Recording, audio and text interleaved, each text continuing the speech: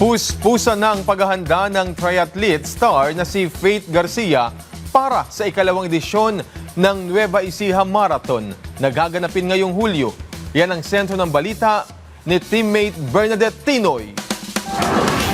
Matapos matagumpay na Nueva Ecija Marathon noong nakaraang taon, muli na namang magsasama-samang Pinoy runners para sa ikalawang edisyon ng nasabing event ngayong darating na July 6. Para sa triathlete na si Faith Alexandra Garcia, hindi matatawaran ang naging experience niya noong nakaraang taon matapos sumali sa 21-kilometer event at masilayan ang ganda ng Nueva Ecija. Ngayong pangalawang beses na niyang sasali, sinabi ng beauty queen runner na mas pag-iigihan niyang pag-iensayo para sa punteriyang makauwi ng medalya sa marathon. Ang pinaka-ayoko po talaga ng sport noon is running, pero eventually po siguro dahil lagi na po ako nag-run, ang dami po namimit ng mga tao, and di pa po yung nagagawa niya sa akin sa health ko po. So parang na-enjoy ko na din po siya, so isa na siya sa favorite ko na discipline sa triathlon. Dati siya yung pinaka-hate ko, parang ngayon po, isa na siya sa favorite ko po.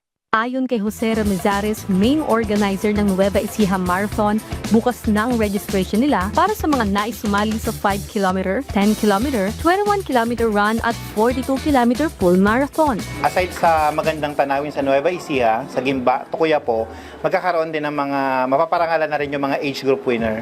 So madadagdagan yung mga list of winner, and then may mga magagandang view tulad ng malapit to sa Pantabangan Dam. Yun, mga attraction na meron doon. Layon din ng programa na maglaan ng 500-meter dash para sa mga bata na nais tumakbo. At isa sa mga excited dito ang magkapatid na sina Lyra at Rigel Sakay na pangalawang beses na ring sumalang sa paligsahan. Madali po ako naman napagod because first time po namin. So, pero the second time ready na po kami. Practice lang po kami. And sana po maraming papunta at makisama sa amin sa Nueva Ecija Marathon. Masaya naman po yung experience kasi enjoy lang naman po yung marathon.